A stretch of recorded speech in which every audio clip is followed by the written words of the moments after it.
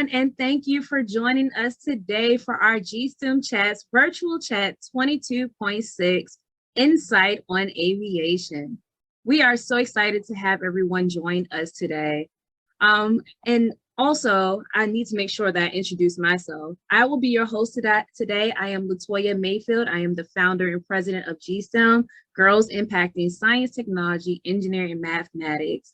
And we are a nonprofit organization where we are advocates and mentors for girls who want to take on the challenge of becoming a STEM professional. We share fundamental skills that's needed for girls to be prepared and successful in STEM-based careers. And today we have a special guest with us today, Stacey Cook, and she's going to let us know and give us some insight on aviation today. But before we hand it over to her, I want to let you know a little bit more about our GiSTEMChats. So our GiSTEMChats is a 30 to 60-minute segment throughout the year where professionals share their experience, their journey, their aspirations, successes, and also challenges of being a STEM professional. And so today we are really in for a treat. So let me also let you know a little bit about Stacey Cook. Stacey Cook is an operations research system analyst for the Defense Threat Reduction Agency, and she is a certified air traffic controller. She enjoys using her skills to introduce young women to STEM, and as a lifelong learner, she's often in the pursuit of knowledge. Traveling is her favorite activity, and when she isn't traveling, she is volunteering, spending time with family and friends. So welcome, Stacey. Thank you so much for being here. We are so excited to be here. Thank you. Absolutely. So before we ask you all these different questions, right? I would like to know what exactly you hope your viewers or the viewers today will gain from our chat. So I just hope that the viewers today, especially the young people, just gain an understanding of what air traffic control is, and hopefully it'll spark their interest in other aviation related fields. Absolutely, that's awesome. So just out of curiosity, what is aviation? Do you mind just giving a brief overview of what exactly aviation is?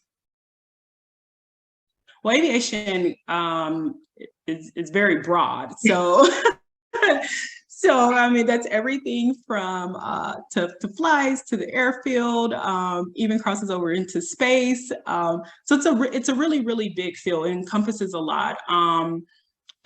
Transportation, it's a huge field. So aviation, I wasn't prepared to give a specific aviation definition, but it is a very broad field. Absolutely, no, that is fine. That's fine. So my question to you is, what is exactly being an air traffic controller, and what led you to even, have an interest in becoming an air traffic controller? So air traffic control is the safe, expeditious flow of traffic, of air traffic. And so for young people, I would explain it like if you had a traffic light go out and you see that the police come on site and they're telling all the vehicles which way they can go. In aviation, we do the same thing, except for we do it almost all the time, right? So we want to make sure that aircraft are separated. We want to make sure that if they have an emergency, they have the assistance that they need to get. We want to make sure that everyone that's up in the sky, that they're safe. Okay, that's a great way. And I like how you said, for young people, you brought it back to police officers directing traffic. That's a wonderful way of looking at it. So what does education look like for an air traffic controller? Like, what is that education? What type of schooling would you need? So there are a couple ways that you can become an air traffic controller. Right now, I think the two most common ways, the two routes that the majority of people go is either one, the military, Army, Air Force, Navy. I think all the branches except for the Coast Guard have air traffic control career fields that you can come into. You could do that in the military and have your education be paid for it like I did. So nice. 16 weeks, I went to Fort Rucker, Alabama. Yeah. And then the other way is to attend the FAA Academy, the Federal Aviation Administration's Academy in Oklahoma City. So those are your two options for becoming an air traffic controller. Nice. Two primary options. Nice. So out of curiosity, is there just one type of air traffic controller, or are there different roles that, you know, various air traffic controllers may play? Like everyone doesn't do the same thing. Is there different roles within it? So yes and yes. So there are different types of air traffic controllers. You have in the military, you have an air traffic controller. They might be a tower operator. They could be a radar operator. They could be a combat operator, where they go out into the field in more hostile environments and control traffic. And then you also have different positions within the tower. So it's not just like one person doing one job. For me, I'm like what a lot of people in the aviation community refer to as a tower flower. And so I control traffic from a tower where I can visually look out and see the airfield, see what's going on the airfield, and I can see the aircraft as they depart and as they land. Obviously in a radar, you wouldn't be able to do that because you're looking at the computer screen. So you're actually seeing a representation of the aircraft, not the actual aircraft.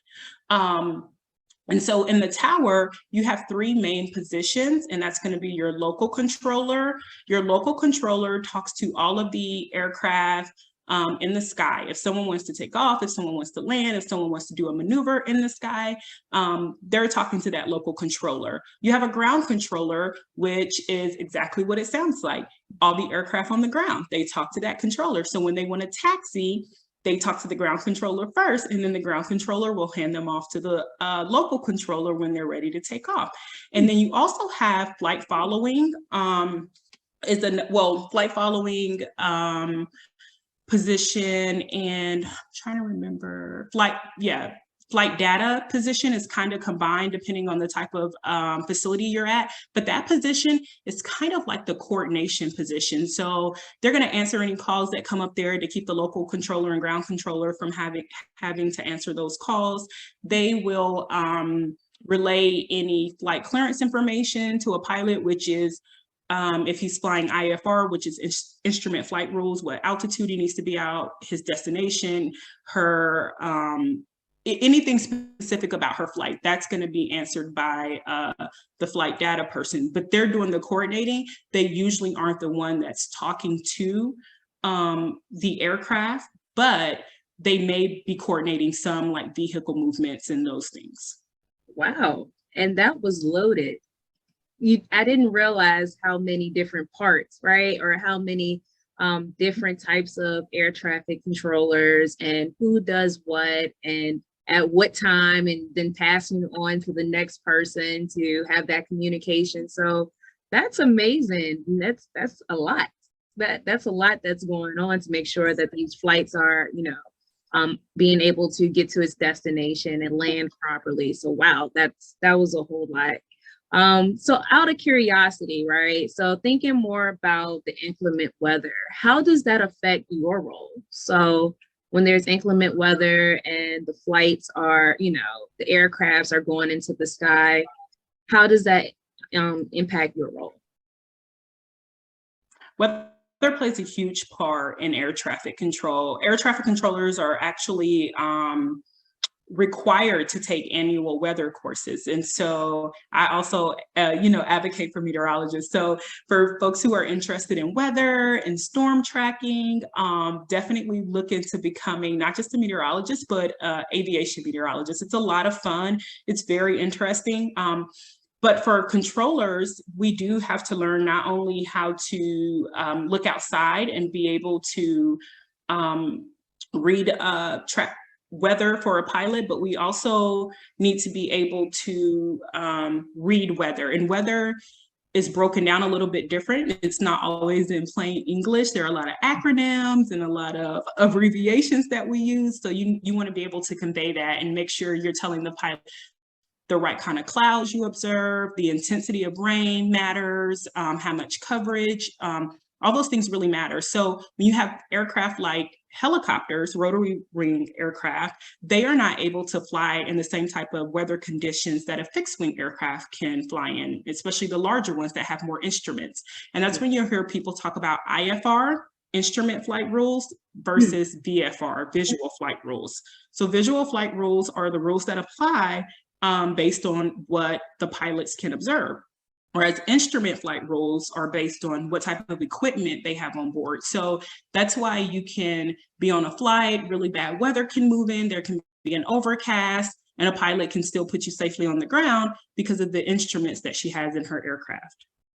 Makes sense. Wow. Okay, that makes a whole lot of sense. So another thing that I've been reading, like on LinkedIn, for example, is that we're in need of more pilots specifically. Are there other roles that are in aviation that we're in need of that you know of, or that women should take a glance at that are not often mentioned? For sure. I think women should definitely consider avionics engineering. And so avionics engineering is, they look at any type of displays, communication, navigation, those types of things that go into an aircraft. Very highly sought off of, great skills to have. And a lot of the folks who have those type of positions, they even go on to work in space. A lot of what we do in aviation directly correlates to what happens in space missions as well. And that's why you see pilots or astronauts. So yeah, for sure. So look at avionics engineering, aviation meteorology, which I spoke about earlier, aircraft mechanics. That is a great skill to have. I mean, they look at the inspection and repair of the components on the aircraft, the engines, all that good stuff. And I would say also aerospace engineers, don't forget about that, because those are the folks who actually design the aircraft and the space shuttles, So yeah, all of those, look into those. Absolutely. Well, question, being an air traffic controller, what are some good skills to have by chance? You broke up a little bit, but I think you're asking what are some good skills to have? Yeah, absolutely. So you definitely want to work on effective listening. You want to be a great listener. A lot of our job isn't so much, we don't have a lot of time to correct for errors. So you want to make sure that you're paying attention and that you're hearing the correct thing the first time. And so there are things that, some aircraft may be really loud, like helicopters. Sometimes there's a ton of feedback in the aircraft. Pilots are from all over the world, male, female. People have accents. People have draws. So you definitely, when I worked overseas, when I worked in Iraq and Afghanistan, English was not their first language. And so you want to pay attention. That is the effective listening. Like, you want to listen. And that second part of effective listening is you want to listen so that you can communicate back in a timely manner, because you don't have a whole lot of time. These aircraft are in the sky, they're still moving. There could be weather, there could be other aircraft. So you want to hear it right the first time. So that's a good skill to have. Being patient is also another really good skill to have, because you do have situations, you have emergency situations, and you want to remain calm and you want to be patient so that you can help whoever needs that help at that time, because it could be on the airfield or it could be some aircraft in the sky. So I think those are two really good skills to have. Absolutely. Listen, and that's probably some great skills for like every career as well, right? Being a great listener so that you can communicate effectively. I think that is absolutely, yeah. And having only a little bit of time to kind of, you can't have any errors. So that's some great skills to have. So in GiSTEM, we've really been talking about sustainability. So my question is, what actions are you seeing from aviation or in the aviation space that, where you're actually, they're trying to reduce the greenhouse emissions? So what actions are you seeing in the aviation space regarding that specifically? Yeah, and I don't currently work in the aviation field, but I will say an ongoing theme is to reduce aviation fuel emissions, right? So we know that there are, I think in 2020, there was something like 45,000 flights a day that the US was tracking, which is over like 16 million flights in a year. That's a lot of emissions, you know, created by using jet fuel. So they're wanting to replace that with more sustainable fuel. They're looking at cooking oil and plants to replace that jet fuel and the emissions that it put off. And so I think that's the biggest initiative that I know about, where aviation as a whole is trying to become, you know, a little more green. Yeah, that's awesome. That's awesome. So, Stacey, I'm going to take a quick, we can take a little quick break. So if you need some water or Okay. anything, you can go ahead and get you some water. I just want to let our viewers know about our upcoming GSTEM Week for 2023. We just recently had our GSTEM Week 2022 Girls Revolutionize, where we were focusing on sustainability. This upcoming year, we kind of had a preview from Stacey just now, where we're actually focusing on regulating climate change, right? So it's going to be Girls Regulate for this coming year. It's going to be July 10th through July 15th. So if you know of any rising 8th through 12th grade girls that are interested in being a part of our summer program, and it will be virtual, please have them apply on our website. It's www.gstemcinc.org. They can go to the Join tab and click on GSTEM Week 2023 and apply. Again, that's going to be July 10th through July 15th for rising 8th through 12th grade girls. So please, please, please, if you're interested in learning more about climate change, we call it our STEM intensive program. It is very intensive. It's about 40 hours worth of information that they're gaining throughout the week. So we hope that, you know, if you have any students, you have any girls that are interested in just learning more about STEM and other roles that they can pursue in STEM, because it's so broad. And so when we're talking about climate change, right, we're talking about science, how, you know, in regards to science, technology, engineering, and math, and how all of them are playing a part in climate change as well as business. So please, please, please, if you know any girls that are interested, have them apply on our site. We are so excited to have them. We are working like right now for next year. So we are excited. Please have them join. Thank you, Stacey, for allowing me to have that little moment. We can continue on with interviewing you, because I want to know more, right? So I call the first half that we just had, you know, just your career in aviation, your career as, you know, as an air traffic controller. But now I want to talk about pivoting your career, right? As you stated that you're no longer in this aviation space that you were in, you are now a operations research and system analyst. What caused you to pivot? What was the reason for pivoting in your career? Yeah. I'm happy to talk about that. So actually my foundation in aviation directly led me into being a research analyst. While I was doing air traffic, I began to train other people how to do air traffic on simulators. And back then you also had to learn how to write code for the simulators.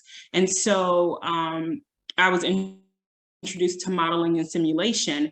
So fast forward about 10 years ago, I took a job as a modeling and simulation analyst, and that it just kept going from there. And I ended up being a research analyst from there, because of that's one of the areas of expertise that some research analysts go into, is modeling and simulation. So that wasn't a passion for me, so I didn't stay in it. But yeah, aviation directly led me into research analytics. Wow, that's amazing. Because I do have another question, but I also have a question in the chat, if you don't mind me asking that question. The question Sure, I have yeah, go for it. is, so it says, my daughter Vivian wants to know if anyone with ADHD in the industry And if someone with ADHD can work in the field? I think that's a wonderful question to ask. So if there's anyone that has it Okay, in I'm sorry. So it says, my daughter Vivian wants to know if anyone with ADHD in the industry and if someone with ADHD can work in the field. So I will say this, personally, I'm going to say, I don't see why not, right? I had coworkers, there is a medical examination that you have to pass similar to what the pilots do. It's called a flight physical to be an air traffic control. I know pilots have to do it, air traffic controllers. I think the maintenance guys, I think they have to do it as well. And so, but all sorts of people, I've had coworkers with blood pressure issues. As long as you're on your medication, as long as it can be maintained, to the best of my knowledge, you cannot be on any type of narcotic, though. It can't be anything that has you under the influence. But I think there's always exceptions to policy. I think if you get with the flight surgeon and you get with your medical provider, sometimes they can come up with a good routine that will permit you to safely still go into career fields like being a pilot or an air traffic controller. Wow. Thank you for that question. Yes, that was an excellent question. Thank you. So, yeah. So just piggyback off of what you were just saying, my next question was actually going to be, what was the crossover? And so I think you really touched on the crossover between what you were doing as an air traffic controller and then now. So I also want to know, what advice do you have for people that have an interest in pivoting into aviation? So maybe they are in a different career now and they like, hey, I am interested in aviation. What is your advice for people that are pivoting into it? Maybe they don't have that crossover like you did, but what is your advice? So I say go for it. Aviation is never going away. It's a great career field. It won't let you down.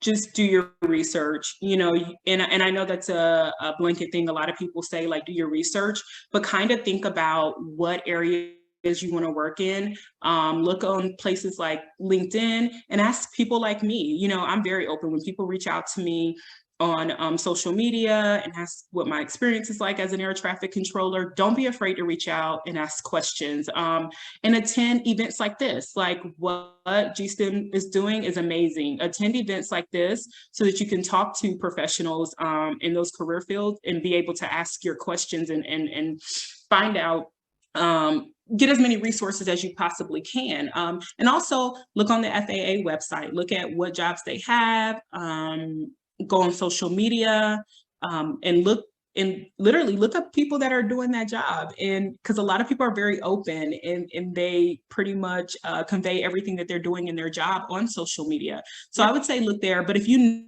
know specifically what you want to do, I would say go ahead, get on the FAA website, look at those requirements, and it'll help you decide if that's something you want to pursue based on those requirements that they have for entry into that field.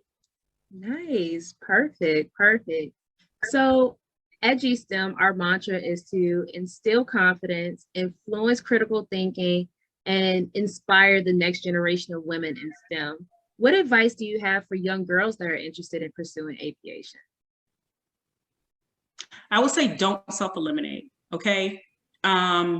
It's great to talk to professionals like myself and other people that you may know, but don't assume that you need certain qualifications. Don't assume that your test scores have to be something very specific, because it just may not be true. So if you want to go to an internship, if you want to go to a summer camp, if you're a little bit older and you're looking at applying, go for it. Don't self-eliminate. Don't assume that you can't get into this field. Don't assume that the bar of entry is so high that you can't do it. It's a competitive field. It's fun. You'll learn a lot. And there may be some challenges, but nothing that you can't get past with the right supportive team. So that is my advice to anyone. Don't self-eliminate.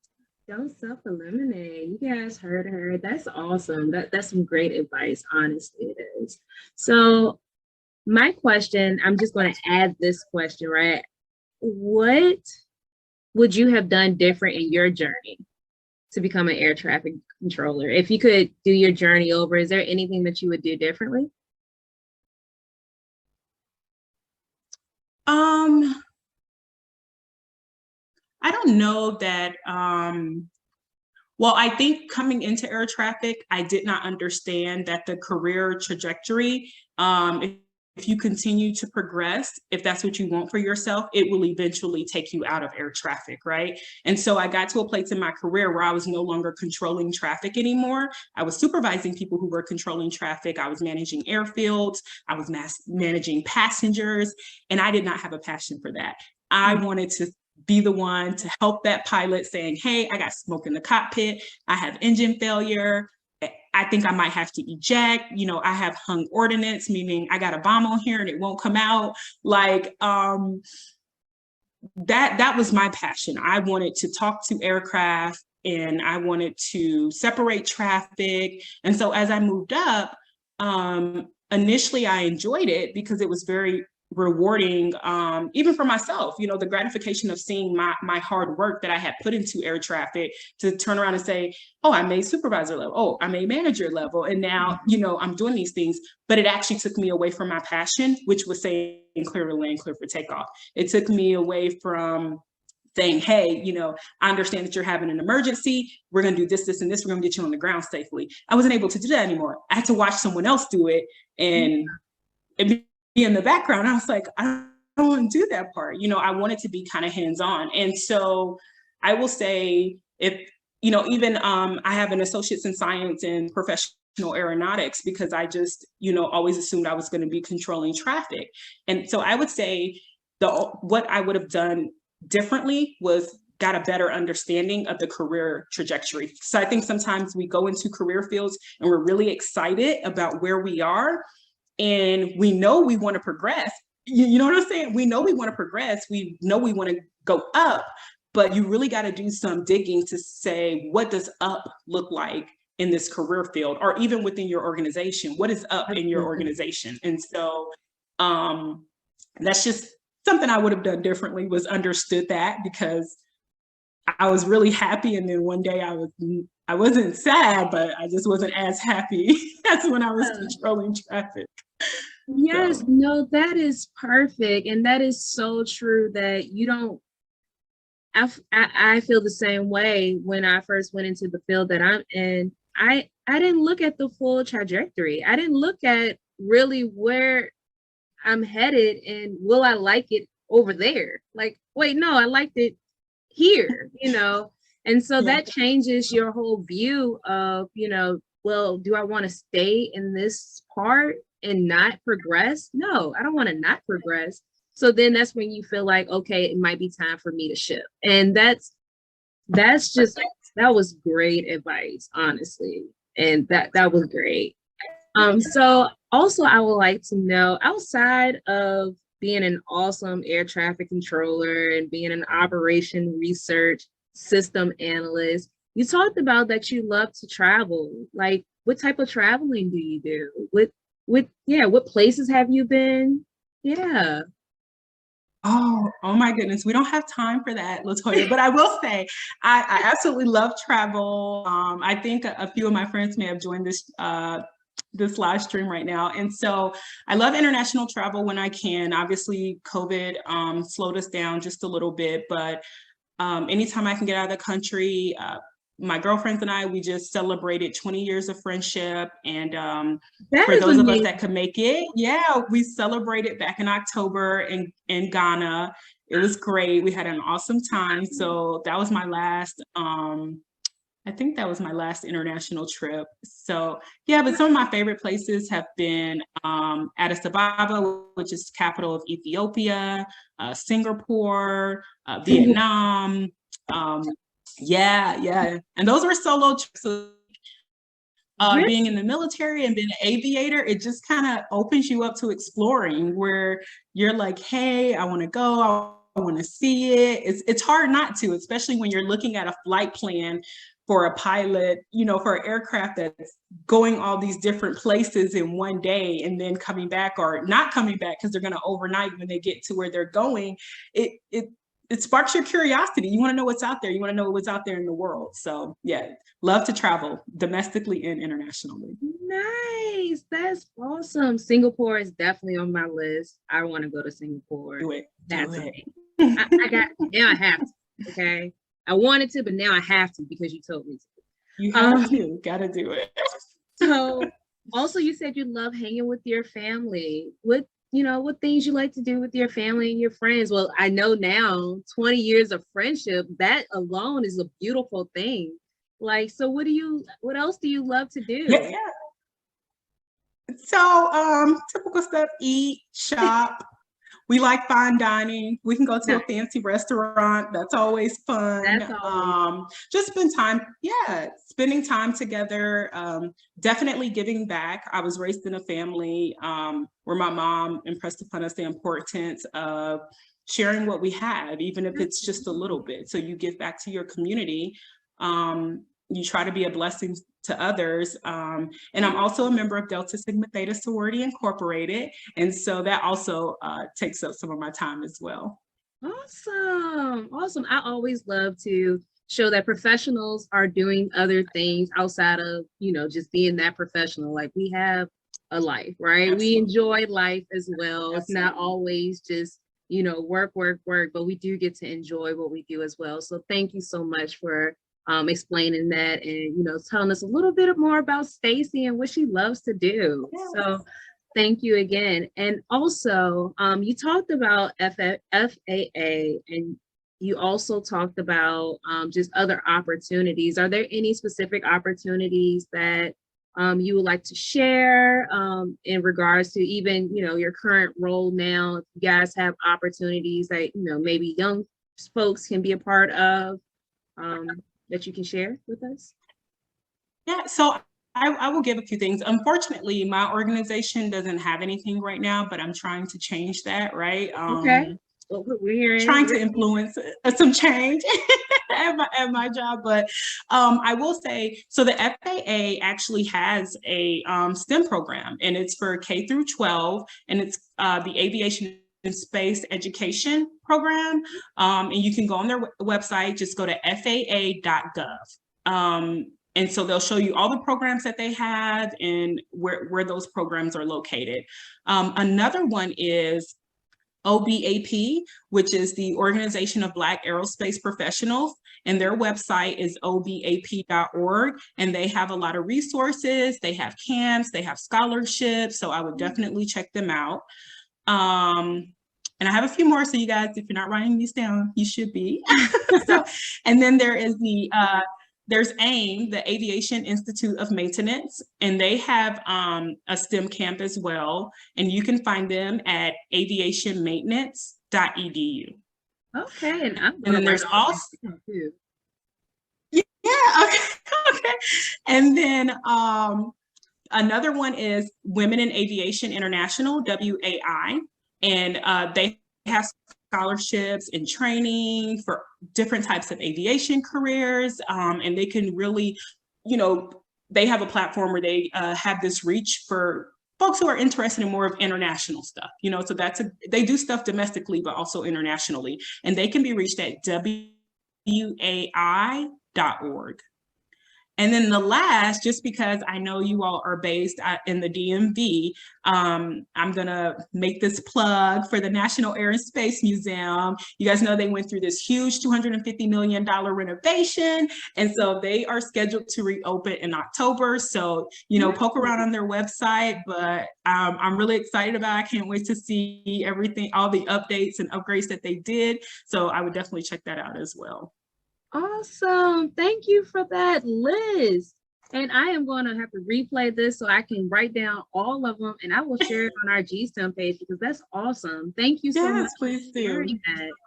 And viewers, thank you guys so much for joining us today. Stacey, I cannot thank you enough for the gems that you dropped, all the advice that you gave. all of the assistance and the insight on aviation and even your past role as an air traffic controller. I am just so excited that I was able to finally have you on one of our GSTEM chats. I've been trying for a minute, so I'm so excited that I was able to have you. It's honestly an honor to have you on with us. So I thank you so much. To our viewers, we will have our next GSTEM chats on September 13th, and that's going to be celebration of Hispanic women in STEM. So please check that out. We will be highlighting Hispanic women that are in the STEM field, doing the thing, you know, crushing goals and being professionals in this space. So we are so excited. Please join us on September 13th for that. And also, if you are not already, follow us on Instagram, follow us on Twitter, follow us on LinkedIn at GSTEM Inc. And you can check us out on our website at www.gsteminc.org. Until next time, everyone, we will see you later. Thank you for joining us. Thanks for having me. Have a good one.